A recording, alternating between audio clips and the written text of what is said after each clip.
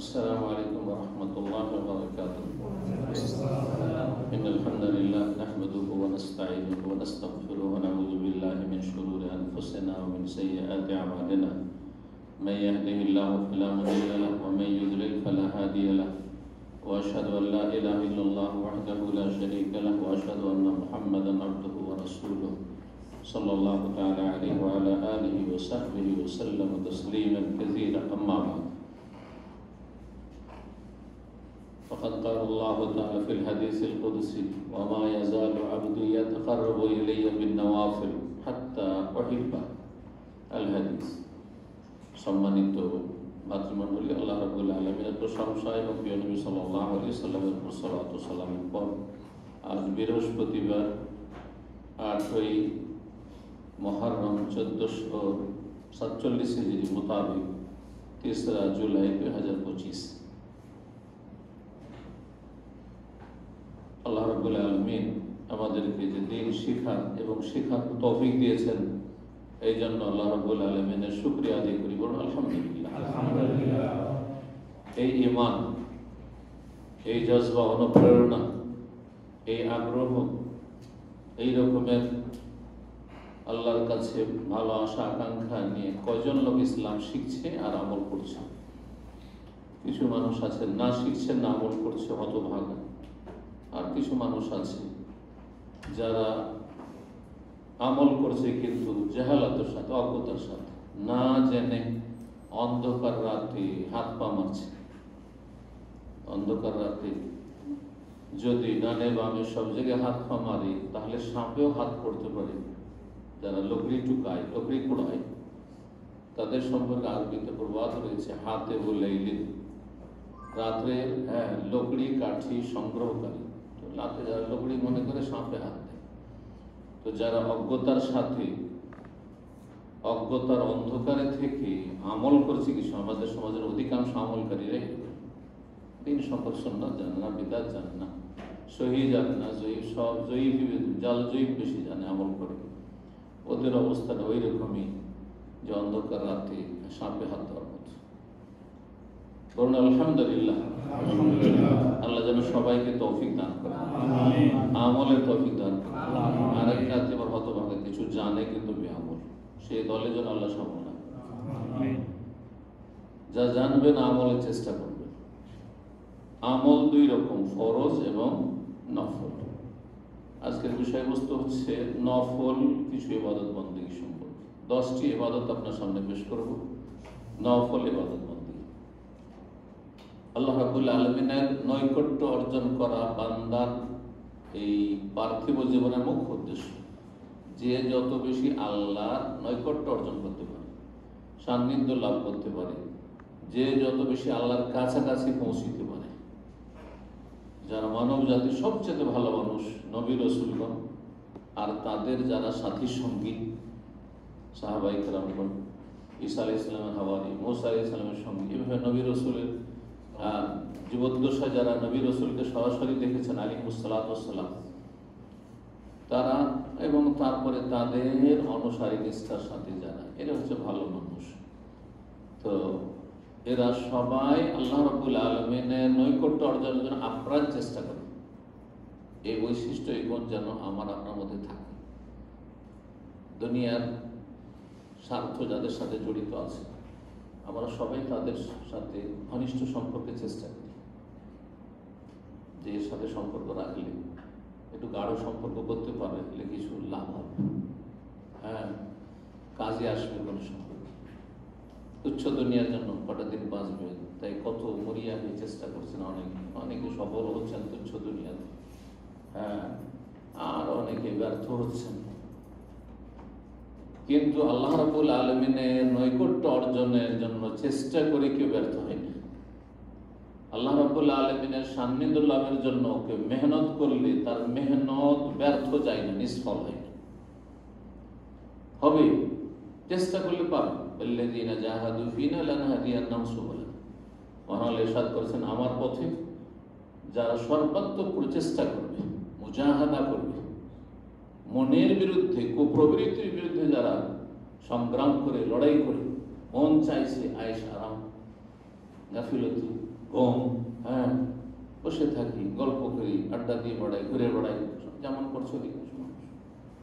আপনি তার বিপরীত ভালো কাজগুলি করছেন, এলেম শিখছেন, আমল করছেন, মেহনত করছেন, পরিশ্রম করছেন, ফরজ আদায়ের যত্ন করছেন, তার সাথে নফল বেশি বেশি সুন্নত নফলের চেষ্টা করছেন। এগুলো হচ্ছে মুজাহাদা, চেষ্টা করা। আমরা মানুষ অন্যদের মধ্যে চেষ্টা না করলে কখনো কাজ হবে না। ওয়াল্লাযীনা জাহাদু ফীনা, আমার পথে, আমার সন্তুষ্টি অর্জনের জন্য যারা সর্বাত্মক চেষ্টা করবে, আল্লাহ বলছেন লানাহদিয়ান্নাহুম সুবুলানা, অবশ্যই তাদেরকে আমার পথের পথিক বানাবো। হ্যাঁ, রাস্তা দেখাবেন, আল্লাহ সন্তুষ্টির রাস্তা দেখাবেন, আল্লাহ নৈকট্যের রাস্তা দেখাবেন, জান্নাতের রাস্তা আল্লাহ দেখাবেন যদি চেষ্টা করেন। তো এই মর্মে একটি হাদিসে কুদসি দিয়ে শুরু করি। হাদিসে কুদসি বড় আছে, যদি ওর ব্যাখ্যা করি তো আজকের 1 ঘন্টার আলোচনা ওতেই চলে যাবে, যেহেতু সেটি মুখ্য বস্তু না, তার একটা অংশ। সেটা হচ্ছে নফল ইবাদত বন্দেগী। নফল ইবাদত বন্দেগী আল্লাহ রাব্বুল আলামিন এখানে আল্লাহর নেক বান্দা, আল্লাহর যারা বন্ধু, তাদের কথা বর্ণনা করেছেন। এই হাদিসে কুদসিতে সাহাবী আবু রাদিয়াল্লাহু তাআলা রাসূলুল্লাহ সাল্লাল্লাহু আলাইহি ওয়াসাল্লাম মহান আল্লাহ থেকে বর্ণনা করেন। হাদিসে যদি আল্লাহর কথা আসে, যে কাল আল্লাহ তাআলা, মহান আল্লাহ বলেছেন, সেটিকে কি বলা হয়? হাদিসে কুদসি বলা হয়। আল্লাহ পাক পবিত্র, কুদ্দুস, তার সাথে সম্পৃক্ত করে হাদিসের নাম হচ্ছে হাদিসে কুদসি।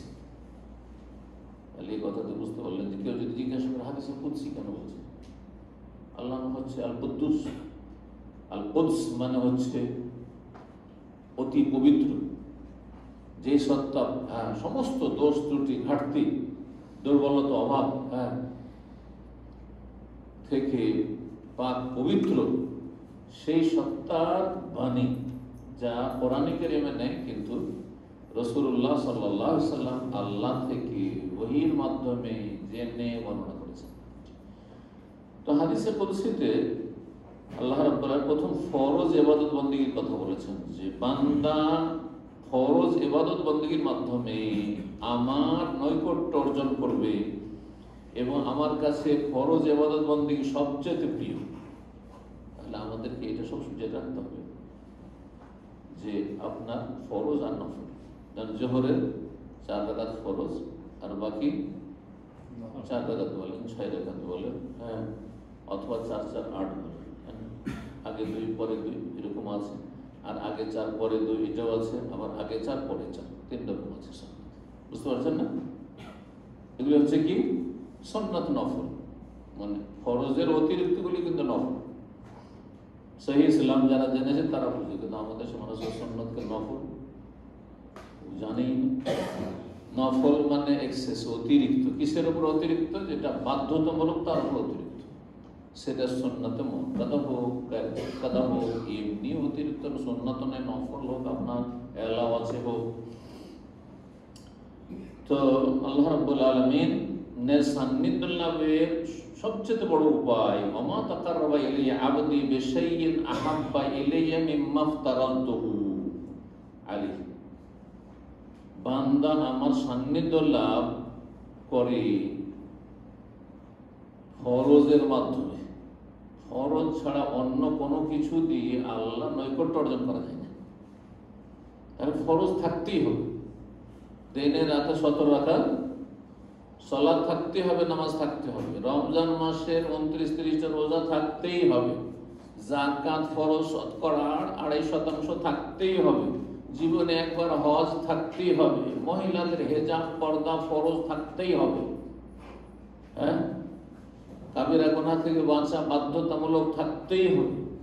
এইভাবে যত অবশ্য মাতা পিতার সাথে সদাচরণ থাকতে হবে, যেগুলি ফরজ ওয়াজিব সেগুলি আগে ঠিক থাকতে হবে।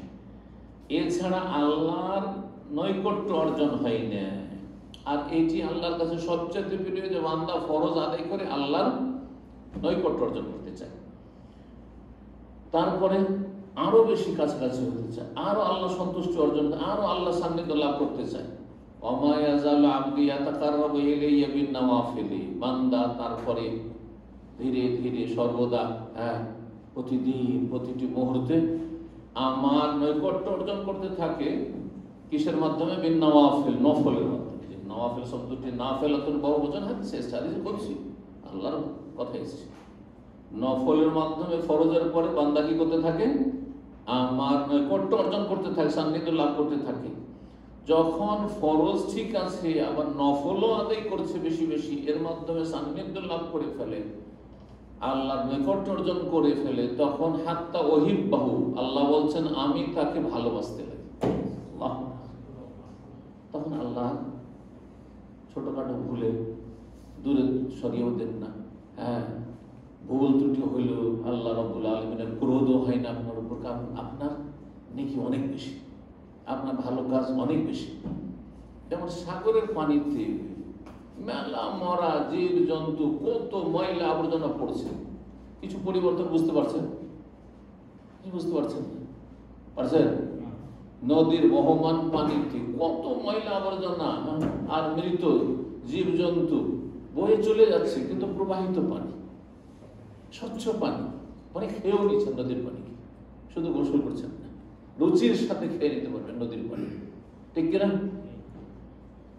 কিন্তু পুকুরের পানি, ছোট গর্তের পানি, কুয়ার পানি, একটা কিছু যদি মর্দা পড়ে দেখা যায়, একটা ছোট্ট পাখি পড়ে আছে, এটা ছোট ইঁদুর পড়ে আছে, নামবেন না আপনি, পানি কোনো কাজে ব্যবহার করবেন না আপনি, বুঝতে পেরেছেন?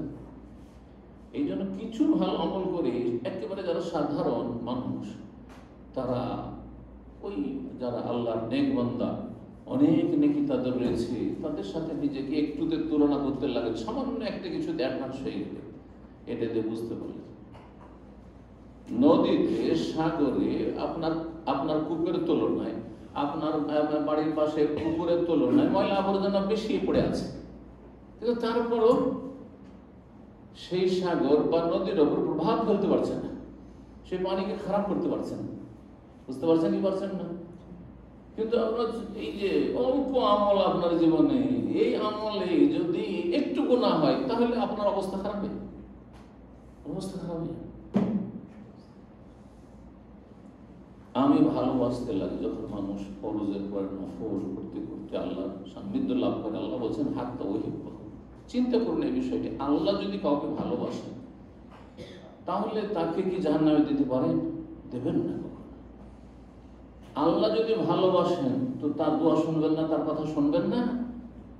আপনি নিজের উপর একটু চিন্তা করে দেখুন তো, বোঝার জন্য। যে যাকে ভালোবাসে তার কথা ফেলতে পারেন না, এড়িয়ে যেতে পারেন না, কষ্ট হইল তার সামনে। রাত 2টা 3টাতে এয়ারপোর্টে ছাড়তে যাচ্ছেন, সবার জন্য যাবেন না,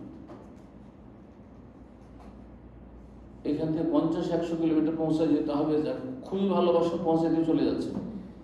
অথচ যার সাথে পরিচয় নেই, ভালোবাসেন না, তার সাথে ওইরকম কোনো সম্পর্ক নাই, এখান থেকে যদি 2-3 কিলোমিটার এগিয়ে যেতে হয়, বা এখানে নেমে যান, এখান থেকে 2 কিলোমিটার আগে হয়তো নামিয়ে দিল না, ছোট লেগে করে অনেকে করছে, ঠিক কিনা?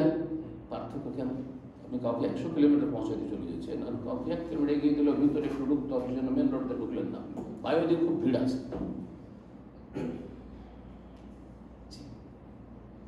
আল্লাহ যখন যাকে ভালোবাসতে লাগেন, কাকে ভালোবাসেন জানতে পারলেন। ফরজের পরে বেশি বেশি যখন নফল আদায় করবেন, তখন আল্লাহর ভালোবাসা আর এর প্রতিফলন হবে দুনিয়াতে, যে বালা মুসিবত আসবে না জীবনে, মনের আশাগুলি পূরণ হবে, ছেলে মেয়ে নেক হবে, স্ত্রী নেক হবে, ব্যক্তি জীবনে আপনি শারীরিক মানসিক শান্তি পাবেন, পারিবারিক শান্তি পাবেন, আপনি আর্থিক দিক থেকে কোনো চিন্তা থাকবে না। আল্লাহ রাব্বুল আলামিন অল্পতে আপনাকে পরিতুষ্টি দিবেন, নদীই চলে যাবে, বরকত হবে চারিদিক থেকে, ক্ষয়ক্ষতি আর ধস কম নামবে। একটা একটু করে চিন্তা করুন, যেহেতু আল্লাহ আপনাকে ভালোবাসেন, যেহেতু আল্লাহ আপনাকে ভালোবাসেন, সেদিন অসহায় ছেড়ে দেবেন না, কারণ তিনি সর্বশক্তিমান, তিনি সমস্ত বালা মুসিবত রক্ষা করতে পারেন। আমাকে আপনাকে বালা মুসিবত থেকে আল্লাহ লাভটি কি? হ্যাঁ, আপনার পাপের কারণে হয়তো আপনাকে ধাক্কা দেওয়া হচ্ছে সোজা করার জন্য, অথবা খুব পাপ বেড়ে গেছে, সুতরাং আপনার উপর আল্লাহর গজব নেমে এসেছে, এমনটা যেন না হয়। যখন আল্লাহ ভালোবাসতে লাগেন, তখন আল্লাহ রাব্বুল আলামিন প্রতিটা অঙ্গতে এত শক্তি দেন যে আল্লাহ প্রদত্ত শক্তি, সেটাকে আরবি ভাষার অলঙ্কার বলা হচ্ছে। আমি তার হাত, তার পা, তার চোখ ইত্যাদি অঙ্গপ্রত্যঙ্গ হয়ে যায়। তার মানে এই নয় যে তাতে একাকার হয়ে যায়। যেমন সুফি বিদাতিরা এই আকিদা রেখে কুফর, হ্যাঁ, যে আল্লাহ আর সে ওলি একাকার হয়ে যায়, হলুল হয়ে যায়, কুফরি আকিদা। যেমন আপনি কাউকে বলছেন উদাহরণস্বরূপ, হ্যাঁ, আমি তোমার সব, মানে কি সবই আসলে না দুজন ভিন্ন ভিন্ন ব্যক্তি? মানে তোমার সমস্যা আমার সমস্যা, তোমার সুখ আমার সুখ, তোমার দুঃখ আমার দুঃখ, তোমার প্রয়োজন আমার প্রয়োজন, আমি তোমার সবকিছু। ভাষার একটা অলঙ্কার আছে। এই ভাষার অলঙ্কার অধিকাংশ সুফিরা হচ্ছে অনারব, মূর্খ, যারা পীর মুরিদে লিপ্ত হয়েছে। আরবি ভাষার একটা অলঙ্কার আছে, হ্যাঁ, সে অলঙ্কার না বোঝার কারণে নিজের খেয়াল খুশি অর্থ করেছে। সাহাবায়ে কেরামদেরকে, সালাফে সালেহকে উপেক্ষা করে, বড় বড় ইমামদেরকে উপেক্ষা করে খেয়াল খুশি, যার ফলে ইসলামের ভুল মেসেজ দিয়েছে, ব্যাখ্যা করেছে, কুফরি আকিদা লিপ্ত হয়েছে। কোরআন হাদিসে পড়ে তারা কুফরি করেছে। এটি হচ্ছে কথা। সহিহ বুখারী 6021 নম্বর হাদিসটি, সহিহ বুখারী হাদিস বলছি। এখন আসি নফল ইবাদতগুলিতে সংক্ষেপে। প্রথম নফল ইবাদত বলবো প্রতিদিনের 10-12 রাকাত সুন্নতে রাতেবা, যেগুলি ফরজের পরে নফল, কিন্তু সেগুলি নবী সাল্লাল্লাহু আলাইহি ওয়াসাল্লামের সুন্নাত, যেগুলি নিয়মিত সুন্নাত, ফরজ নামাজের আগে অথবা পরে। সুতরাং তার ইসলামিক পরিভাষায় সেটাকে, ফিকহ পরিভাষায় সুন্নাতে রাতেবা বলা হয়। আমাদের দেশের মানুষরা ওটাকে একটু কি করে সুন্নাতে মুআক্কাদা বলে। মুআক্কাদা শব্দটি সূক্ষ্ম নয়, আর সুন্নাতে রাতেবা যদি বলেন তো সূক্ষ্ম। সহিহ মুসলিমের 1199 নম্বর হাদিস, উম্মে হাবিবা রাদিয়াল্লাহু তাআলা নবী সাল্লাল্লাহু আলাইহি ওয়াসাল্লাম সহধর্মিণী বলছেন তিনি যে সামি'তু রাসূলুল্লাহ সাল্লাল্লাহু আলাইহি ওয়াসাল্লাম ইয়াকুল, আমি রাসূলুল্লাহ বলতেছেন, মা মিন আবদিন মুসলিমিন, কোন মুসলিম বান্দা যদি ইউসাল্লি লিল্লাহি কুল্লা ইয়াউমিন, আল্লাহর সন্তুষ্টির জন্য প্রতিদিন যদি নামাজ পড়ে, সিনতাই আশারাতা রাকাতান, কত রাকাত? 12 রাকাত নামাজ পড়ে। 12 রাকাত যদি নফল পড়ে, তাতাওয়া নফল, গায়রা ফারিজা, ফরজ নয় কিন্তু, ফরজ 17 রাকাত। ফরজ কত রাকাত? নামাজ 17 রাকাত। এই 12 রাকাত তাতাওয়া নফল, মানে ফরজের অতিরিক্ত। এই তাতাওয়ার ব্যাখ্যা করে গায়রা ফারিজা, ফরজ না, ফরজ ওয়াজিব মনে করবেন না, কিন্তু পড়লে অনেক নেকি রয়েছে। এবং এগুলিকে নিয়মিত ছেড়ে দেওয়া, এটা হতভাগা লোকের কাজ। এটা এমন দুর্বল মানের মানুষের কাজ যার বেশি নেকির প্রয়োজন নেই, হয়তো ও গরজ মনে করে না নেকি, অথচ পয়সার পিছনে মরিয়া ছুটছে, একটা পয়সা যেখানে সেখানে ছুটে বেড়াচ্ছে। কিন্তু নেকির বেলা দাঁড়িয়ে নামাজ সুস্থ পড়তে পারে, বসে বসে পড়েছে ঘোড়ার মতো, অর্ধেক নেকি নিব, বেশি নেকি দরকার নেই। এরা হচ্ছে ওই ক্যাটাগরি যাদের বেশি নেকি লাগে না, বুঝতে পেরেছেন? নেকির উপর অনীহা। আর যারা সুন্নত পড়েন না, প্রায় ছেড়ে দিচ্ছেন, ওরা হচ্ছে ওই ক্যাটাগরি। কিন্তু মাঝে মধ্যে যদি ছেড়ে দিন, ক্লান্ত আছি, ব্যস্ত আছি, জরুরি নয় কাজা করা, কাজা করতে পারলে ভালো। নবী সাল্লাল্লাহু আলাইহি ওয়াসাল্লাম জোহরের কাজা আসর পরে করেছেন, সুতরাং এটাতে প্রমাণিত যে কাজা করতে পারবে। কিন্তু কাজা করাও জরুরি না, ফরজ নামাজের মতো না পড়লে গুনাহগার হয়ে যাবেন না। একমাত্র ফজরের সুন্নাত আর বেতরের সুন্নাত, এই দুটো মুআক্কাদা তাকিদপূর্ণ সুন্নাত, এই দুটো কখনো ছাড়েন নবী সাল্লাল্লাহু আলাইহি ওয়াসাল্লাম সফরে বাড়িতে, সুতরাং সেটা ছাড়বেন না। যদি 12 রাকাত নামাজ পড়েন, ইল্লা বানাল্লাহু লাহু বাইতান ফিল জান্নাহ, জান্নাতে আল্লাহ একটি প্রাসাদ, রাজ প্যালেস তৈরি করেছেন। জান্নাতের প্রাসাদ, এসব রাজাদের বাড়ি আর এসব রাজভবন আর ওইসব রাষ্ট্রপতি ভবন, এগুলো কিছুই না তার কাছে, অকল্পনীয় নিয়ামত। জান্নাতের সামান্য নিয়ামত যেটা চিন্তা করছেন আপনি, সেটাও কল্পনার বাইরে। কোন মানুষের কল্পনা অবধি পর্যন্ত যায়নি। কল্পনা এইরকম আল্লাহ রাব্বুল আলামিন প্যালেস দেবেন জান্নাতে। স্পেশাল কিসের জন্য? এই যে 12 রাকাত আপনি নিয়মিত পড়ার চেষ্টা করেছেন। 2 নম্বর নফল ইবাদত। আচ্ছা, তাহলে বুঝে নিলেন এই হাদিসে কত রাকাত গেল? দিনে রাতে 12 রাকাত। তাহলে যোহরের আগে কয় রাকাত হবে? 4 হবে। পরে কয় রাকাত হবে? 2 রাকাত। আর আব্দুল্লাহ বিন উমর রাদিয়াল্লাহু তাআলা বর্ণিত হাদিস সহিহ বুখারীতে যেটি রয়েছে, যে সহিহ মুসলিমে আছে 12 রাকাত, সহিহ বুখারীতে আছে আগে 2 পরে 2। সেটাও যদি পড়ে কোনো অসুবিধা নেই, নবী সাল্লাল্লাহু কখনো এরকম করেছে। আবার তৃতীয় তরিকা হচ্ছে যে জোহরের আগেও চার আর পরেও চার। এই ফজিলতটি নেন। উম্মে হাবিবা রাদিয়াল্লাহু তাআলা আনহা বর্ণনা করেছেন, ক্বালা রাসূলুল্লাহ সাল্লাল্লাহু আলাইহি ওয়াসাল্লাম, রাসূলুল্লাহ সাল্লাল্লাহু বলেন, মান সাল্লা ক্বাবলা যুহরি আরবা ওয়া বা'দাহা আরবা, কেউ যদি যোহরের আগে চার পড়ে আর যোহরের ফরজের পরে চার পড়ে, হারামাহুল্লাহু আলান নার, তাকে আল্লাহ জাহান্নামের উপর হারাম করে দিয়েছে। জাহান্নামের জন্য নিষিদ্ধ, হারাম না নিষিদ্ধ, যে একে তুমি জাহান্নামে নিতেই পারবে না, নিষিদ্ধ।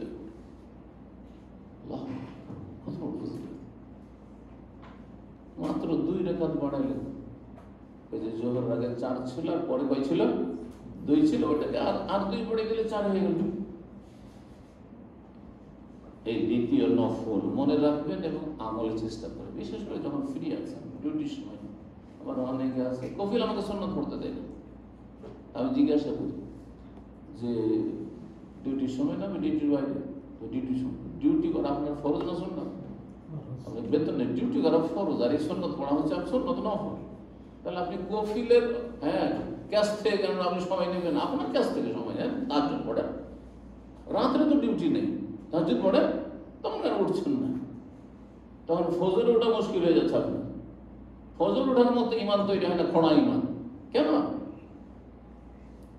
দেখেন, যখন কফিলের মালিকের ডিউটি করছে, আপনার কাছে কোনো কর্মচারী ডিউটি করছে, সেই জায়গায় রাখেন যে আপনি ধরেন মালিক, দেশে আপনি মালিক আর আপনার কিছু কর্মচারী আছে, তখন আসল হচ্ছে আপনার ডিউটি করা ফরজ, ডিউটির সময়টাতে। আর বাকি সুন্নত নফল পড়া নফল কাজ সে নিজের সময় পড়বে, ডিউটির সময়। যদি অনুমতি দেয় তো ভালো মানুষ, দিয়েছে অনুমতি, জাযাল্লাহ। আর যদি না দেয় সে গুনাহগার না। যে ফরজটা পড়ে এসে দোকান করলো, ফরজটা পড়ে এসে ডিউটিতে লাগলো, কোনো গুনাহগার না। তবে এর চেয়ে ভালো তার জন্য ইমানের পরিচয় হতো যে সে বলতো ঠিক আছে, সর্বনিম্ন সুন্নাত পড়ে এসো, অত লম্বা করিও না। তো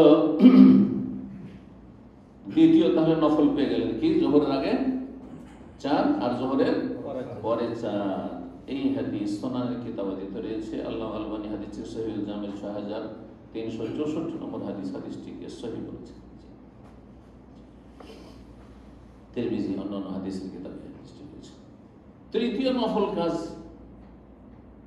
এই নফল কাজে 1 মিনিটও সময় লাগবে না, আধা মিনিটের চাইতে কম সময় লাগবে, আমার মনে হয় 30 সেকেন্ডও লাগবে না। ঘড়ি দিকে পড়ে দেখবে, যারা সুন্দর করে উচ্চারণ করে পড়তে পারেন আর স্বাভাবিকভাবে পড়বেন, একবারে দ্রুত স্পিডে না, কারণ স্পিডে পড়লে ওতে খুলুসিয়ত থাকে না, ওতে আন্তরিকতা, খুশু থাকে না, যার ফলে কি কমে যাবে, কোয়ালিটি ডাউন হয়ে যাবে। এই জন্য এত তাড়াহুড়া করে পড়া ভালো নয়। আপনি যেই রকম স্বাভাবিক পড়লে মোটামুটি অর্থটা বুঝে পড়ে যেতে পারছেন, ওই রকম পড়বেন। সাদ্দাদ বিন আওস রাদিয়াল্লাহু তাআলা বর্ণনা করেন, নবী সাল্লাল্লাহু আলাইহি ওয়াসাল্লাম বলেন, সাইয়্যিদুল ইস্তিগফার, আল্লাহর কাছে ক্ষমার চাওয়ার সবচেয়ে সুন্দর দোয়া। সাইয়্যিদ মানে নেতা, আর নেতা সমাজে সবচেয়ে শ্রেষ্ঠ। তো আল্লাহর কাছে ক্ষমা প্রার্থনা সবচেয়ে শ্রেষ্ঠ দোয়া, এটা হচ্ছে সাইয়্যিদুল ইস্তিগফার। আমাদের দেশের মানুষ অন্তত এই নামটি জানে না, সাইয়্যিদুল ইস্তিগফারের দোয়া। ইস্তিগফার মানে ক্ষমা চাওয়া, আর সাইয়্যিদ মানে হচ্ছে নেতা বা শ্রেষ্ঠ। সবচেয়ে শ্রেষ্ঠ দোয়া আল্লাহর কাছে ক্ষমা চাওয়া। আনতাকুলা, এইভাবে বলবি, আল্লাহুম্মা আনতা রাব্বি, ইয়া আল্লাহ তুমি আমার রব। তাওহীদের রুবুবিয়্যাতের ঘোষণা করলেন। এতে বিভিন্ন দিক রয়েছে, এই দোয়াটিতে, জিকিরটিতে বিভিন্ন দিক রয়েছে। তাওহীদের রুবুবিয়্যাত, আনতা রাব্বি, আল্লাহ তুমি আমার রব, আমার প্রতিপালক, পালনকর্তা।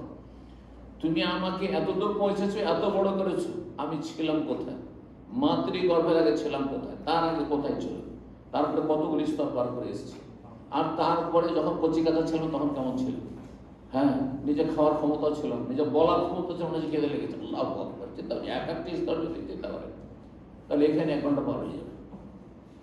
এই নিয়ামতটা নিজের অনুভূতিতে নিয়ে আসার জন্য, উপলব্ধি করার জন্য যে আল্লাহ কত বড় নিয়ামত। আমার সাথে জন্ম নিয়ে, আপনার সাথে জন্ম নিয়ে বহু কচিকাঁচা ছেলেরা, মেয়েরা দুনিয়া থেকে চলে গেছে, বাংলা জীবনে চলে গেছে, মাতৃগর্ভে চলে গেছে, মায়ের পেট থেকে ভূমিষ্ঠ হয়ে মরে গেছে, অথবা সাবালক হয়ে মরে গেছে, বিয়ের আগেই মরে গেছে, বিয়ের পরে মারা গেছে, যৌবনকালে মারা গেছে। চোখের সামনে করোনা মানে দেখি আল্লাহু আকবার। এত বড় বালা মুসিবত আল্লাহ আমাকে আপনাকে বাঁচিয়ে রেখে বলে আলহামদুলিল্লাহ। আল্লাহ তো আমাকে সেই লিস্টে করতে পারতেন, করোনা লিস্টে, যা দুনিয়াতে বিদায়। আল্লাহু আকবার, আলহামদুলিল্লাহ। আল্লাহু আনতা রাব্বি, আল্লাহ তুমি আমার রব, লা ইলাহা ইল্লা আনতা, তুমি ছাড়া কোনো সত্য মাবুদ নেই। তাওহীদুল উলুহিয়্যাহ, রুবিয়্যাতের সাথে উলুহিয়্যাত। খালাকতানি, তুমি আমাকে সৃষ্টি করেছো, তুমি সৃষ্টিকর্তা। আল্লাহ যে রুবিয়্যাতের আল্লাহর কাজের বিভিন্ন দিক রয়েছে। ওয়ানা আব্দুকা, আমি তোমার গোলাম বান্দা। ওয়ানা আলা আহদিকা, আমি তোমার সাথে ওয়াদাবদ্ধ, চুক্তিবদ্ধ যে তোমার ইবাদতবন্দি করব। ওয়াদিকা, তোমার সাথে চুক্তি এবং প্রতিশ্রুতিতে আবদ্ধ। মাস্তাতাত, যতটা পারি। অসুস্থ হয়ে গেলাম, তাহলে অসুস্থ হলে তো অনেক কাজই করতে পারবো না, এই জন্য যতটা পারি। যতটা পারি মানে এই কথা বললাম মানে যে ফরজ আমি 17 রাকাত পারি না, 4 ওয়াক্ত নামাজ পড়তে পারছি, আল্লাহ বাস হয়ে গেল, চলবে না? ফরজই চলবে না। আল্লাহ রমজান মাসে এতটি রোজা রাখতে বাকি পড়লাম না, মানে খিদা হচ্ছে বেশি, সেই জন্য চলবে। কিন্তু অসুস্থ অন্য সময় রাখি, সুস্থ হইলে নবতী মারা ধরবে না আল্লাহ বলে, কাজা করার সময় পাননি। এই স্থায়ী রোগী চলেন ফিরিয়ে দিয়ে দেন, ইন্নামা আল উসরি ইউসরা, যেখানে কঠিন হয়েছে সেখানে আল্লাহ সহজ করে দিয়েছে। কিন্তু আপনি খেয়াল খুশি আপনি কুপ্রবৃত্তির গোলামি করে বলবেন যে আমি পারছি না, এটা হবে না। আপনার চাইতে দুর্বল লোকের আমরা পারছি, অনেকেই পারছে। প্রথম কাতারে গিয়ে হাজির থাকছেন, আপনি কেন পারেন না? এত সুন্দর শরীরে, 100 কেজি শরীরে কেন পারবেন না? আপনি সুস্থ, বিভিন্ন রোগে জর্জরিত, তারপর আপনার চাইতে ভালো করছে কি করে? মানুষ হিসেবে আপনি পারতেন, আর আপনার ইমানে কপটতা, মুনাফিকি আছে, সেই জন্য পারছেন। আউযু বিকা মিন শাররি মা সানাতু, আল্লাহ যা কিছু আমি পাপ করেছি সেসবের অনিষ্ট আছে, একটা বিপদ আপদ আছে, কুপ্রভাব আছে, সেসবের অনিষ্ট থেকে আমি আশ্রয় চাইছি। সবসময় আমাদের ভুল হচ্ছে, ভুল হলেই আপনি ভয় করবেন যে আমি যে গুনাহটা করলাম যদি আল্লাহ ধরে নেন, এই যে অন্যায় কাজটা করলাম, রাস্তায় যেতে যেতে একটা গাড়ি ধাক্কা দিয়ে নেই, হ্যাঁ, যে দাও গাড়ি অ্যাক্সিডেন্ট হয়ে যায়। এইরকম কথাগুলি যদি চিন্তা করেন, আচ্ছা আমি এখানে একটা অন্যায় কাজ করলাম, এতে যদি আমার স্ত্রী খারাপ হয়ে যায়, আমার ছেলেগুলো অসৎ হয়ে যায়, মেয়েগুলো অসৎ হয়ে যায়, খারাপ হয়ে যায়, পরিণামটা আমার খারাপ হয়ে যায়, চাকরিটা আমার চলে যায়, আমি যে বেইমানি করলাম, যে হারাম খেলাম, এদিকে হারাম খেলাম 10 টাকা, কিন্তু আমার চাকরিটাই চলে গেল, লাখ লাখ টাকা ছিল একটা বছরে, চলে গেল না। আউযু বিকা মিন শাররি মা সানাতু, আল্লাহ যা কিছু ভুল অন্যায় করেছি সেগুলির অনিষ্ট থেকে তোমার কাছে আশ্রয় চাইছি। আল্লাহ প্রথমত যেন ভুল নাই হয়, আর ভুল হইলে আল্লাহ তুমি ধরে নিও না, আল্লাহ মাফ করে দিও, ছাড় দিও, আল্লাহ সংশোধনের সুযোগ দিও। আল্লাহ আউযু বিকা মিন শাররি মা সানাতু আবু লাকা বিনিআমাতিকা আলাইয়া, তোমার নিয়ামতের কথা স্বীকার করেছি, যে মাথা থেকে পা পর্যন্ত নিয়ামতের নিয়ামত, কত নিয়ামত আমাদের কাছে রয়েছে, স্বীকার করছি আল্লাহ যে তোমার দান এগুলো। ওয়াবু লাকা বিযামবি, তোমার এত নিয়ামত কিন্তু আমার গুনাহ শেষ নেই। আল্লাহ গুনাহর কথাও স্বীকার করছে যে আমার ভুলের শেষ নেই, পাপের শেষ নেই, পাপ কি আছে আল্লাহ ফাগফিরলি, সুতরাং আল্লাহ তুমি আমাকে ক্ষমা করে দাও। ফাইন্নাহু লা ইয়াগফিরু যুনুবা ইল্লা আনতা, তোমার ছাড়া কোনো শক্তি নাই কেউ ক্ষমা করতে পারে। অন্য একটি হাদিসে রয়েছে, বান্দা যখন বলে যে ফাগফিরলি, আল্লাহ আমাকে মাফ করো, ফাইন্নাহু লা ইয়াগফিরু যুনুবা ইল্লা, তোমার ছাড়া কেউ মাফ করতে পারবে না। তখন আল্লাহ রাব্বুল আলামিন আরশের চারপাশে অসংখ্য ফেরেশতাদেরকে বলেন যে দেখো এই বান্দা বলছে ফাইন্নাহু লা ইয়াগফিরু যুনুবা ইল্লা, তোমার ছাড়া কেউ আল্লাহ মাফ করতে পারে না। তার ইয়াকিন বিশ্বাস হচ্ছে আমি ছাড়া তাকে কেউ ক্ষমা করতে পারবে না, তো আমি ক্ষমা করব না।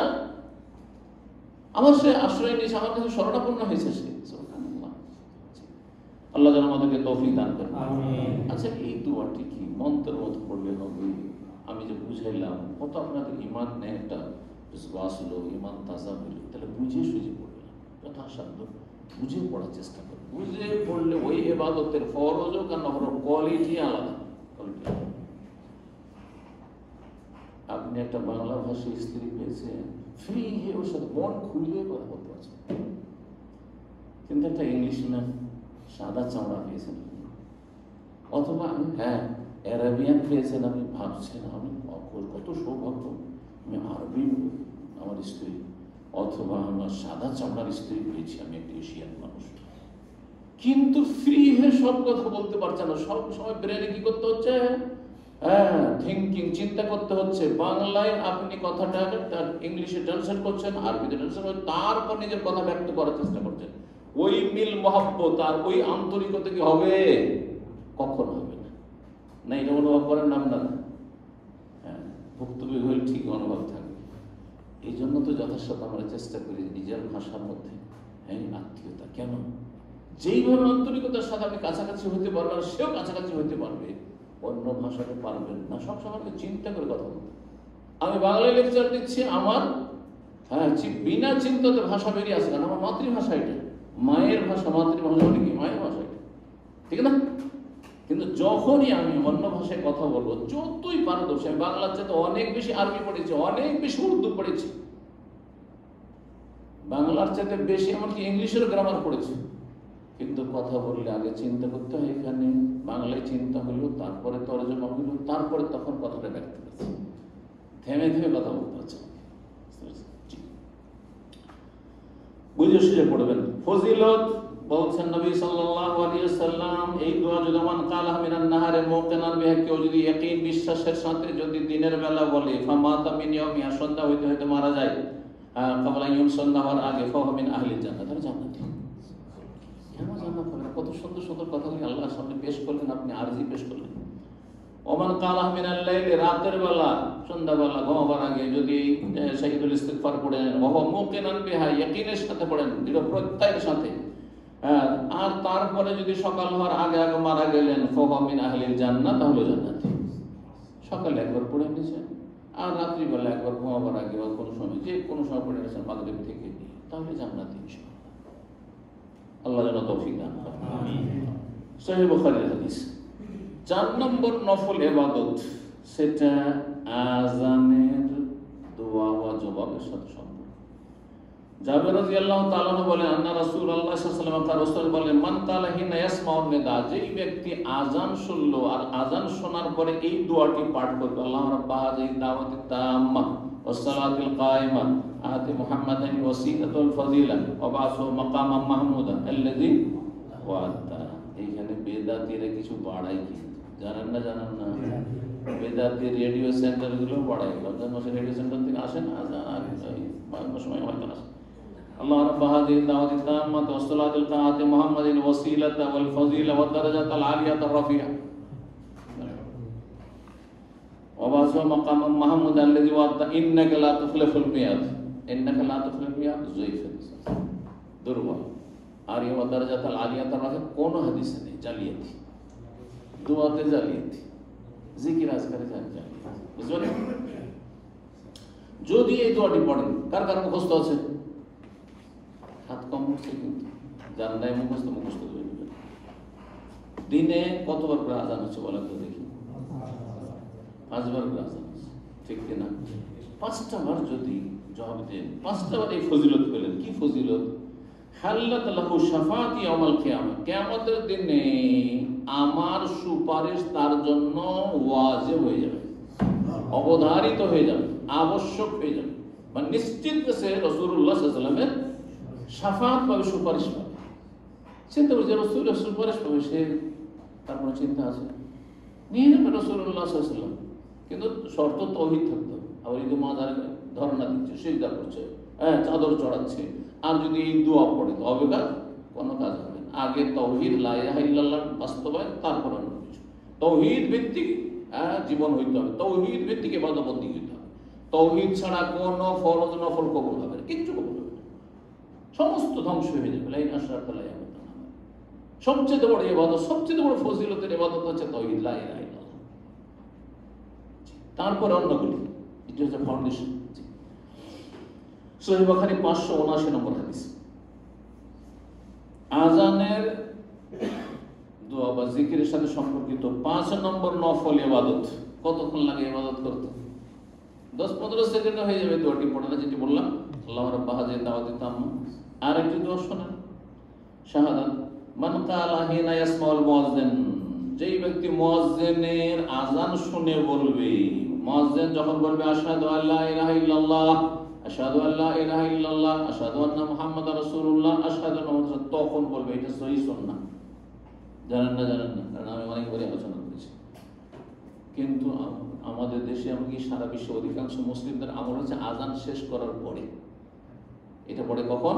আজান শেষ করার পরে। সেখানে বাজ রাহিমাহুল্লাহ বলেছেন সহিহ সুন্নাহ হচ্ছে দুই শাহাদাত যখন দিয়ে দিল, হাইয়া আলাস সালাহ বলার আগে আপনি এটা পড়ুন, জবাব দিয়ে দেন আশহাদু আল্লা ইলাহা ইল্লাল্লাহ, আশহাদু আল্লা ইলাহা ইল্লাল্লাহ, আশহাদু আন্না মুহাম্মাদার রাসূলুল্লাহ, তারপরে আপনি বলেন। তো কি বলবে মুয়াজ্জিনের আযান শুনে? ওয়া আনা আশহাদু আল্লা ইলাহা ইল্লাল্লাহ ওয়াহদাহু লা শারীকা লাহু ওয়া আশহাদু আন্না মুহাম্মাদান আবদুহু ওয়া রাসূলুহু। আমি সাক্ষী দিচ্ছি যে আল্লাহ ছাড়া কোনো সত্য মাবুদের যিনি একক, আশার যার কোনো শরীক নেই, ওয়া আশহাদু আন্না মুহাম্মাদান আবদুহু ওয়া রাসূলুহু। তারপরে তার সাথে কি বলবো? রাদিতু বিল্লাহি রাব্বান ওয়া বিল ইসলামি দীনান ওয়া বি মুহাম্মাদিন সাল্লাল্লাহু আলাইহি ওয়াসাল্লাম নবিয়্যান। তাহলে আশহাদু আল্লা ইলাহা ইল্লাল্লাহ, আশহাদু আল্লা ইলাহা দিলেন দুইবার, তো দুইবার দিলেন। আশহাদু আন্না মুহাম্মাদুর রাসূলুল্লাহ জবাব দুইবার দিলেন। তারপরে বলবেন, এইখানে বলবেন রাদিতু বিল্লাহি রাব্বান ওয়া বিল ইসলামি দীনান ওয়া বি মুহাম্মাদিন সাল্লাল্লাহু আলাইহি ওয়াসাল্লাম নবিয়্যান। হাদিস মুসনাদ আহমদে রয়েছে, সহিহ মুসলিমে রয়েছে হাদিস, আরো আবু দাউদ, নাসাই, তিরমিজি, ইবনে মাজাহ, সুনান আরবাতে রয়েছে। ইমাম আলবানী সহিহুল জামে 6422 নম্বরে হাদিসটিকে সহিহ বলেছেন। এই আমলটা করতে অসুবিধা আছে? মুখস্থ আছে তো, রাদিতু বিল্লাহি রাব্বান ওয়া বিল ইসলামি দীনান ওয়া মুহাম্মাদিন। আপনি সন্তুষ্টি প্রকাশ করছেন, হ্যাঁ, সন্তুষ্ট চিত্তে মেনে নিচ্ছেন আল্লাহ যে আমার রব, এটাকে রব্বি আল্লাহ, ইসলাম আমার জীবন বিধান, আমি সার্বিক জীবনে ইসলাম ছাড়া, ইসলামের গাইড ছাড়া চলি না, এই স্বীকৃতি দিচ্ছেন, ঘোষণা করছেন। আর আমার আদর্শ মানব, হ্যাঁ, কে? রোল মডেল একমাত্র মুহাম্মদ সাল্লাল্লাহু আলাইহি রাসূলুল্লাহ। এটা হচ্ছে উদ্দেশ্য। শুধু মন্ত্র পড়া নাই, এর মাধ্যমে আপনার জীবনের ওই যে বক্রতা আছে ওগুলো সোজা হবে। আপনার আদর্শ অমুক জি ছিল, অমুক জি ছিল, অমুক মতবাদ ছিল, ওগুলো বাদ যাবে। কোনো দল, কোনো দলের নেতা আর কোনো আদর্শ প্রবর্তক ওইসব থাকবেন না। 6 নম্বর নফল কাজ, ফরজ সালাতের পরে আয়াতুল কুরসি পাঠ করা। রাসূলুল্লাহ সাল্লাল্লাহু আলাইহি ওয়াসাল্লাম বলেছেন, মান কারা আয়াতুল কুরসি দুবারা করলে সালাতে মাকতুবা, কোন ব্যক্তি যদি প্রত্যেক নামাজের পরে, সালাম ফিরার পরে যদি পড়ে কি আয়াতুল কুরসি পড়ে, লাম ইয়ামনাহু মিন দুখুলিল জান্নাতি ইল্লা ইয়ামুত, তার মরণ ছাড়া জান্নাতে যেতে কোনো কিছু বাধা দিতে পারবে না। কারণ না মরলে জান্নাত পাওয়া যাবে। যতদিন আছেন দুনিয়াতে, এখানে দুনিয়াতে হ্যাঁ সুখ দুঃখ দুটো আছে, যেমন মিষ্টি মজাও আছে দুনিয়া, তেমন তিক্ততাও আছে, অশান্তিও আছে, কখনো সুখ কখনো তো। কিন্তু যখন দুনিয়া থেকে চলে যাবেন, জান্নাত সোজা এই লিনে চলে যাবেন। নাসাইর হাদিস, ইবনে হিব্বান হাদিস, হাদিসটি আল্লামা আলবানী রাহিমাহুল্লাহ সহিহ বলেছেন, সহিহুল জামের 6464 নম্বর। আর আয়াতুল কুরসি মুখস্থ নেই, বিশেষ করে বাঙালি সমাজে তো মহিলা আর পুরুষ কিছু মুখস্থ থাক আর না থাক, সূরা ফাতিহা আছে, তারপরে আয়াতুল কুরসি আছে। আয়াতুল কুরসি মুখস্থ আছে, কারণ এতে দুনিয়ার মেলা ফায়দা আছে। আয়াতুল কুরসি আমাদের সমস্যা ছাড়ে না, কিছু জানো বা নাই জানো। 7 নম্বর নফল ইবাদত হচ্ছে, আবু রাদিয়াল্লাহু তাআলা বর্ণনা করেন যে আবু যার রাদিয়াল্লাহু একবার রাসূলুল্লাহ বলে, ইয়া রাসূলুল্লাহ, যাহাবা আহলুদ দুসুরে বিল উজুর, মদিনার গরীব সাহাবায়ে কেরাম, মুহাজিরিন, আনসারীরা তো অধিকাংশ জমি জায়গাওয়ালা ছিলেন, আর খেজুর বাগান ছিল, তারা সচ্ছল ব্যক্তি ছিল। কিন্তু এই মুহাজিরগুলো সবাই এসেছেন মক্কা থেকে, সরবাহারা হয়ে, খালি হাতে, কিছু নেই।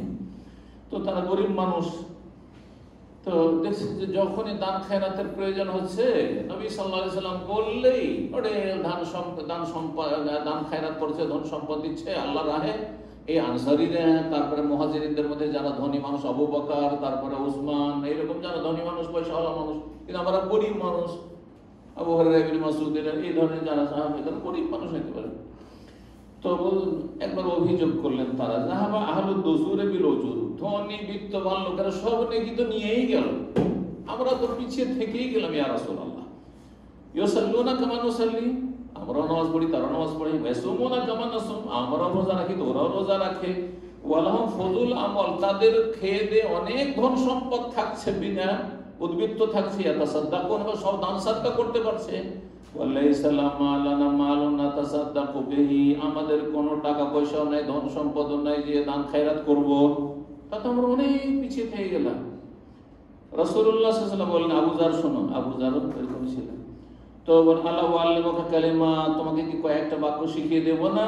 ওই বাক্যগুলো যদি নিয়মিত পাঠ করো তাহলে কি হবে, এই ধনীগুলোকে পিছে রেখে এগিয়ে চলে যেতে পারবে, ধনীগুলোকে কম্পিটিশনে হারিয়ে দেবে। তুদরিকু বিহিন্না মান সাবাকা, যারা এগিয়ে গেছে এখন পর্যন্ত তাদেরকে পেয়ে যাবে, তাদের সাথ ধরে নেবে। ওয়ালা ইয়ালহাকুকা মান খালফা, তোমার পিছনে যারা আছে তোমাকে তাড়া করে ধরতে পারবে না, প্রতিযোগিতা কম্পিটিশন করে আর তোমার ধারে কাছে আসতে পারবে না। ইল্লা মান আখাযা বিমিসলি আমালে, তবে কেউ যদি তোমার মতো আমল করতে লাগে সেটা ভিন্ন বিষয়। কিন্তু তোমার মতো যদি কেউ আমল করতে লাগে তখন কিন্তু তোমাকে কম্পিটিশন হারিয়ে দিতে পারে। তাহলে বলা ইয়া রাসূলুল্লাহ, অবশ্যই শিখিয়ে দিন ইয়া রাসূলুল্লাহ। তাহলে তুকাব্বিরুল্লাহ আযজা ওয়া জাল্লা দুবরা কুল্লি সালাসান ওয়া সালাসিন, প্রত্যেক ফরজ সালাতের পরে 33 বার করে আল্লাহু আকবার বলবে। ওয়া তাহমাদুহু সালাসান 33 বার আলহামদুলিল্লাহ বলবে। ওয়া তুসাব্বিহু সালাসান 33 বার করে সুবহানাল্লাহ বলবে। আগে বলেন পরে বলেন, অসুবিধা নেই। হাদিসে কি এলো, আগে আল্লাহু আকবার, তারপর আলহামদুলিল্লাহ, তারপরে সুবহানাল্লাহ, জায়েজ আছে। কিন্তু প্রসিদ্ধ যে হাদিস তাতে আগে তাসবিহ সুবহানাল্লাহ, তারপরে আলহামদুলিল্লাহ, তারপরে আল্লাহু আকবার। তাসবিহ মানে দোষ মুক্ত করা। তো যুক্তিতে বলে আগে দস্তুরি থেকে মুক্ত করেন, তারপরে তখন অলঙ্কৃত করেন। যেমন আপনার শরীরে ঘেমে আছেন আর তারপরে গন্ধ আসছে, আগে গোসল করে পরিষ্কার পরিচ্ছন্ন হয়ে ত্রুটি মুক্ত হয়ে তারপরে তখন আতর, সেন্ট আর লোশন আর যা লাগাবেন, ঠিক কিনা?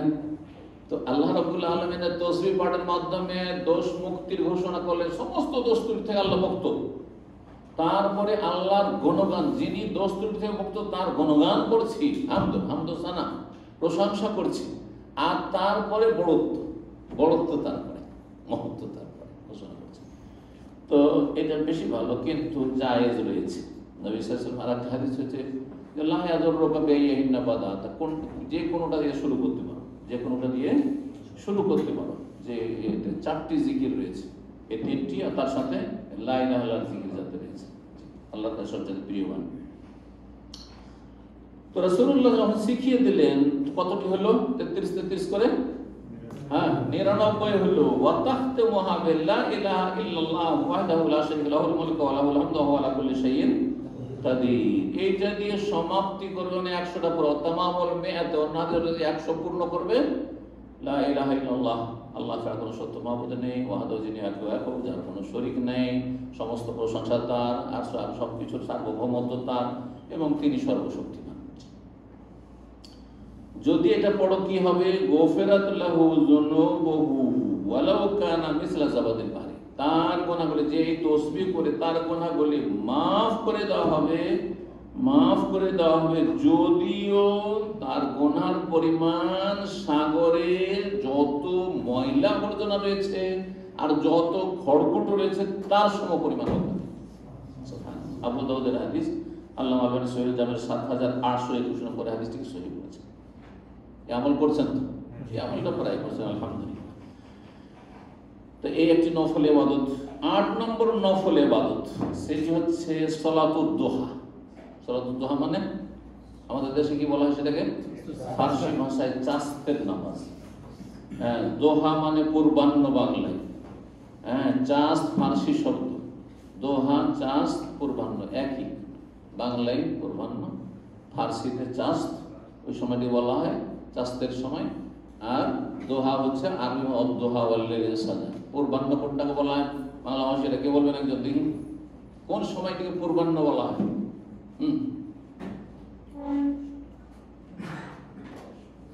সবার নেশা এটি ক্যান্সেল করা হবে, বলেন। সূর্য ওঠার পর থেকে, সূর্য ওঠার সাথে সাথে না, পর থেকে। আমরা যে সময় সাধারণত নাস্তা করি তখন থেকে শুরু করে দুপুর আসার আগ পর্যন্ত সময়, সকাল 7-8টা থেকে শুরু করে মোটামুটি 10টা-11টা, এই সময়গুলো, এটা হচ্ছে মিডিল টাইম আর কি, পূর্বাহ্ন দোহা। আর দুপুর হলে তখন তো জাহিরা বা জোহর হয়ে গেল। তারও বিভিন্ন নাম আছে। সকালে তো সুবহ, তার আগে ফজর, মেলা, প্রত্যেকটা আরবি ভাষায় প্রত্যেকটা সময়ের এক একটা করে নাম আছে। তো যাই হোক, এই সালাতুল দুহার সাথে আবার বেশ কিছু আরো এখানে নফল ইবাদতের কথা রয়েছে। আবু যর রাদিয়াল্লাহু তাআলা আনহু বর্ণিত এই 8 নম্বর নফল ইবাদত, তিনি বলছেন ইউসবিহু আলা কুল্লি, তিনি বলছেন নবী সাল্লাল্লাহু আলাইহি ওয়াসাল্লাম বলেছেন ইউসবিহু আলা কুল্লি সুলামা মিন আহাদিকুম সাদাকা। নবী সাল্লাল্লাহু আলাইহি ওয়াসাল্লাম বলেন যে মানুষের শরীরে যত অঙ্গ প্রত্যঙ্গ রয়েছে, যত অঙ্গ প্রত্যঙ্গ রয়েছে সবগুলির পক্ষ থেকে প্রতিদিন এক একটি করে সাদকা হওয়া উচিত, বাঞ্ছনীয়, কর্তব্য। আপনাকে আল্লাহ এত সুঠাম সুন্দর শরীর দিয়েছেন, আর কত যে একটি গ্রন্থি রয়েছে, আর কত তাতে পার্টস রয়েছে, এগুলি কি হক আদায় করছেন আপনি? তাহলে প্রত্যেকটির পক্ষ থেকে আল্লাহর দান যখন একটি করে কি করেন, হক আদায় করেন, আপনি হক আদায় করেন। জি, বলছেন যে প্রতিদিন এই অঙ্গগুলির পক্ষে সাদকা হওয়া উচিত। ফাকুল্লু তাসবিহাতিন সাদাকা, একটা তাসবিহ করলেন এটা একটা সাদকা হলো, একটা অঙ্গের হলো। কুল্লু একটি আলহামদুলিল্লাহ বললেন সাদকা হয়ে গেল। কুল্লু তাহলিলাতিন লা ইলাহা ইল্লাল্লাহ বলে সাদকা হয়ে গেল। কুল্লু তাকবীরাতিন সাদাকা, আল্লাহু আকবার বলে সাদকা হয়ে গেল। আমরুন বিল মারুফিস সাদাকা, ভালো কাজের একটা কাউকে উপদেশ দিলেন, ভালো কাজের কথা বললেন, সেটা সাদকা হয়। নাহি আনিল মুনকার, অন্যায় কাজে কোনো জায়গাতে বাধা দিলেন, প্রতিবাদ করলেন, অত উপদেশ দিলেন এই কাজটা করতে নেই, সেটা সাদকা হয়ে গেল। আর তারপরে এই এক একটা করে সাদাকা করতে করতে গোটা শরীরে কতটি অঙ্গ আছে? 360টি। 360 কতটি হাদিস আছে? আসছে হাদিস। তো তাহলে মেলা আমল করতে হবে একটা একটা করে করলে, তাই না? আর সংক্ষেপে যদি আপনি 360টি অঙ্গের একটা কাজ দিয়ে সাদাকা হক আদায় করতে চান, তাহলে কি করতে হবে? দুই রাকাত নামাজ পড়ে নেওয়া এই সমস্ত অঙ্গ প্রত্যঙ্গের পক্ষ থেকে সাদকার জন্য যথেষ্ট। ইয়ার কাহমিনা দোহা, যে 2 রাকাত নামাজ পড়তে হবে কখন? চাষতের সময়, দোহা, সকালবেলা। সহিহ মুসলিমের 1181 নম্বর হাদিস। এই মর্মে আরেকটা হাদিস আবু হুরায়রা রাদিয়াল্লাহু তাআলা বর্ণনা করেন, তিনি বলেন সামিতু রাসূলুল্লাহ ইয়াকুল, রাসূল বলেন ফিল ইনসানে 360 মাফসালান, মানুষের শরীরে 360টি গ্রন্থি রয়েছে, মানে অঙ্গ প্রত্যঙ্গ রয়েছে, জোড় রয়েছে। ফালাইহি ইয়াতাসাদান কুল্লি মাফসালিন মিনহু বিসাদাকা, প্রত্যেকটি অঙ্গ প্রত্যঙ্গ গ্রন্থির পক্ষ থেকে একটি করে সাদাকা করা উচিত, একটি করে সাদাকা করা উচিত। কাল ওয়া মাইয়ুতিকু যালিকা ইয়া নবী আল্লাহ, হে আল্লাহর নবী সাল্লাল্লাহু আলাইহি ওয়াসাল্লাম, কে পারবে ডেইলি 360টা সাদাকা, ডেইলি 360টা সাদাকা কে করতে পারবে? তো কষ্ট কর। তখন নবী সাল্লাল্লাহু বুঝিয়ে দিলেন যে শুধু টাকা দেওয়া সাদাকা না, ডেইলি যদি বলে 360টা রিয়াল দিতে হবে, কয়জন পারবে? বড় বড় পয়সাওয়ালা ইমান হেরে যাবে ওখানে, তাই না? তো বলছেন যে আন্নফাত ফিল মসজিদে তাদফানুহা, মসজিদে দেখছেন থুথু বা কাঁচপটা কথা পড়ে আছে, ময়লা আবর্জনা পড়ে আছে, একটু সাফ করে দেন মসজিদে, এটা একটা সাদাকা হয়ে গেল। ওয়াসাইয়্যু তুনাহি আনিত, রাস্তায় দেখছেন একটা কাঁটা পড়ে আছে, একটা ডাল পড়ে আছে, ময়লা আবর্জনা আছে, একটা টিস্যু পড়ে আছে, সরিয়ে দিলেন, সাদাকা হয়ে গেল। অথচ আপনারা নাকি খেয়াল করেন, রাস্তায় হাঁটতে হাঁটতে করেন আপনি, আল্লাহ দেখছেন যে লোকটা কি কাজ হাঁটছে, নিজের কাজে যাচ্ছে, তারপরে দেখছে যে একটা কঞ্চি পড়ে আছে, একটা ময়লা আবর্জনা কিছু পড়ে আছে, সরিয়ে দিল। একটা মৃত কিছু পড়ে আছে, গন্ধ ছড়াচ্ছে, সে একটু সময় দিয়ে সেটাকে পরিষ্কার করে দিল। এটা তো বেশি হয়ে গেল। একটা কাঁটা শুধু দিচ্ছে, অনেক সময় দেখেন ছোট একটা কাঁটা পড়ে আছে, পার্কিং এ পড়ে আছে, তার গাড়ি পাঞ্চার করে দেবে, আপনি ওই কাঁটা সরিয়ে দিলেন। শুধু মানুষকে রক্ষা করা নয়, কারণ গাড়িকে যে রক্ষা করলেন আপনি পাঞ্চার হতে, এটাও সাদাকা। এই অনুভূতিগুলি আমাদের মধ্যে থাকতে হবে। এতে হইতে পারে যে মানুষের দরদি হবে না, হিতাকাঙ্ক্ষী হবে। আপনি যখন মানুষের দরদি হিতাকাঙ্ক্ষী, সৃষ্টির হিতাকাঙ্ক্ষী হবেন, আল্লাহ আপনার দরদি হবে, আল্লাহ আপনার তার উত্তম বিকল্প এবং বিনিময় দেবেন। তো নবী সাল্লাল্লাহু আলাইহি ওয়াসাল্লাম বলছেন ফাইলাম তাজিদ, যদি এগুলি একটা একটা করে না করতে পারো, সারা দিনে 360টা ভালো কাজ যদি না করতে পারো, ফারাকাত আদ-দুহা তুরজিউকা, সকালবেলার 2 রাকাত দোহা চাস্তের নামাজ তোমার জন্য যথেষ্ট হবে। হাদিস মুসনাদ আমাদের রয়েছে, আবু দাউদের রয়েছে, ইবনে হিব্বান আল্লামা আল-বানী রাহিমাহুল্লাহ সহিহুল জামে 4239 নম্বরে হাদিস থেকে সহিহ বলেছে। 9 নম্বর নফল ইবাদত, এটিও জিকিরের ইবাদত, কিন্তু মজলিসের কাফারাত দোয়া, মজলিসের কাফারাত। মজলিসের কাফারা যখন আমরা দিনে আলোচনা করি, ভালো মজলিস এইখানে অনেকে পড়েন আমাদের জয়াকেদার ভাইরা, কিন্তু কোন জায়গায় একটা গ্যাদারিং করেছেন, কারো বাড়িতে খেতে গেছেন, খাওয়া দাওয়া করে হো হা করে উঠে গেলেন, ওইখানে বেশি পড়া জরুরি ছিল, যে ওখানে মেলা গান গল্প আর অসার অবাঞ্ছিত কথা হয়েছে। বুঝছেন না? কোথাও ব্যবসা বাণিজ্যের কথাবার্তা হচ্ছিল, কেনা বেচার কথা হচ্ছিল, দুনিয়ার সংসারের কথা হচ্ছিল, ওখানে বেশি জরুরি পড়া, কারণ ওখানে গুনার আশঙ্কা বেশি।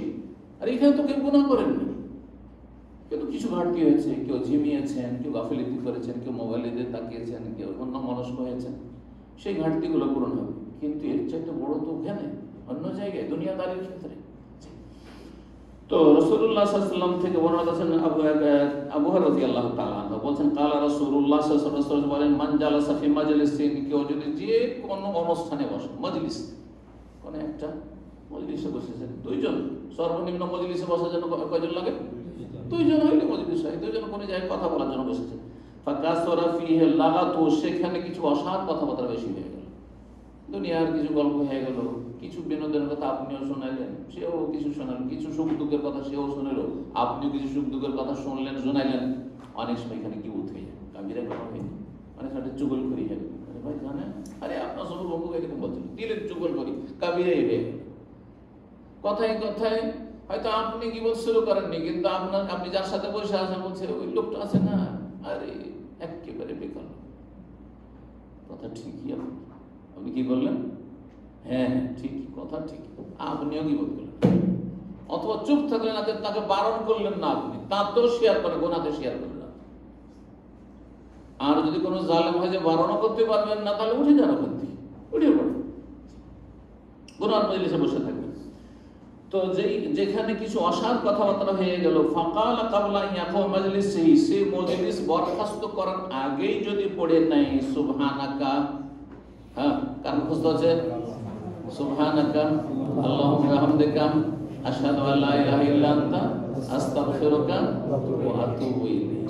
কয়টি বাক্য হলো? হ্যাঁ, পাঁচটি হলো। সুবহানাকা, আল্লাহ তোমার তাসবিহ পাঠ করছি, মানে তোমার গুণগান এবং তোমাকে দোষ ত্রুটি মুক্ত বলে ঘোষণা করছি, তোমার কোনো ত্রুটি নেই।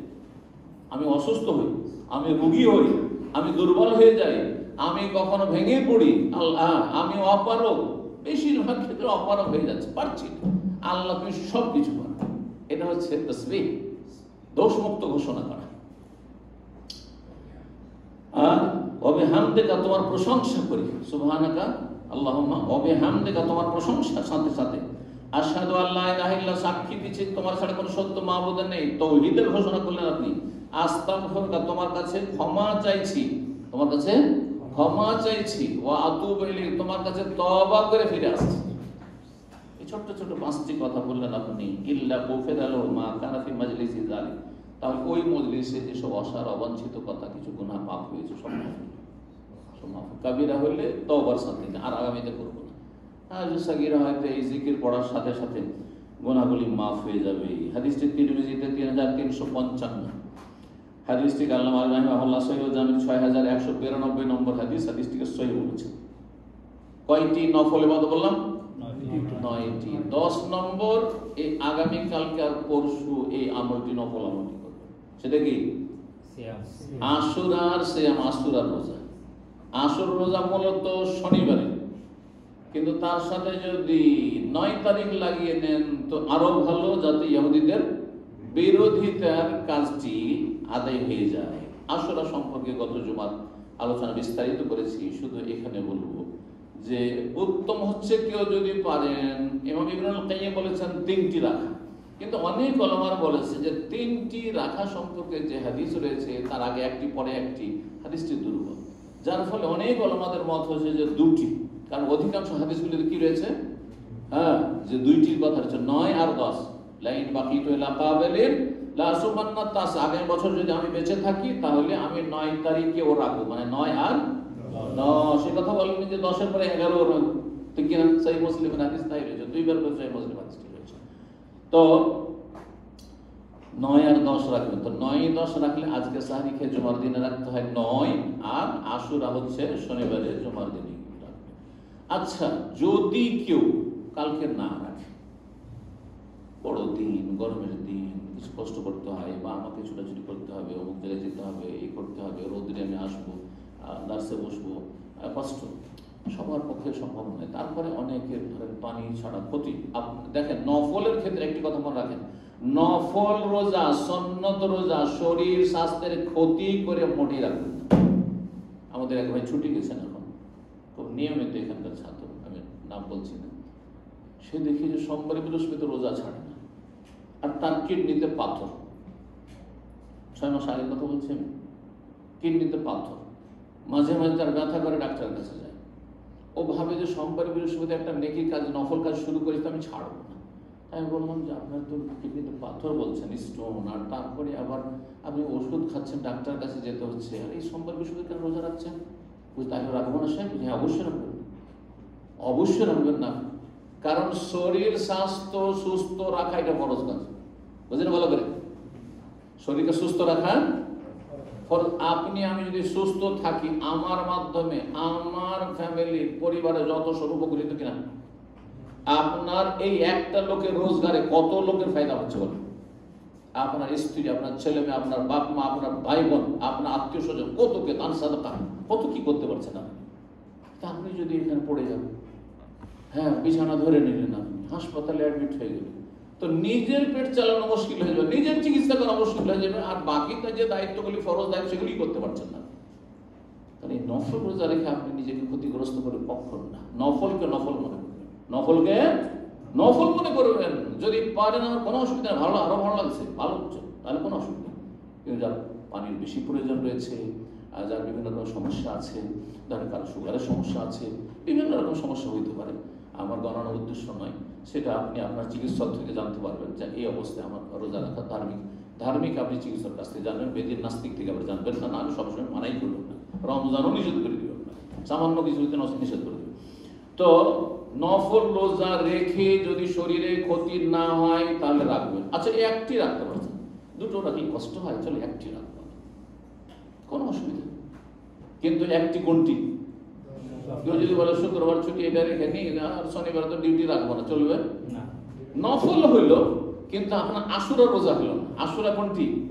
আশুরা মানে আষাঢ়া, 10ই মহররম হচ্ছে এবার শনিবারে। তাহলে যারা একটি রাখবেন, ডিউটি আছে, পারলে রাখবেন, না হলে রাখবেন না, শনিবারে শুধু রাখবেন। আর একটি রোজা রাখলেই কি ফজিলত পাবেন?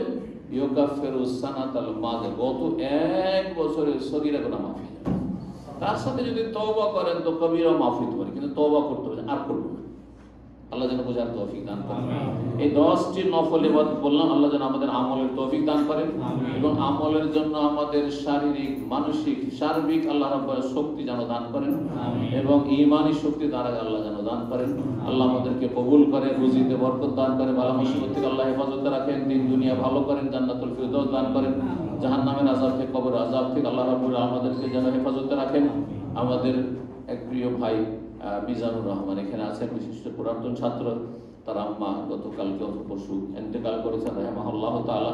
তাকে যেন জান্নাতুল ফিরদৌস দান করেন, গুনাহ খাতা মাফ করেন, এবং আল্লাহ ইল্লিনে যেন তার রূহে স্থান দান করেন, এবং শোক সন্তপ্ত পরিবারকে উত্তম ধৈর্য ধারণের তৌফিক দান করেন। সুবহান রাব্বিকা রাব্বিল ইজ্জাতি আম্মা ইয়াসিফুন ওয়া সালামুল মুরসালিন ওয়াল হামদুলিল্লাহ।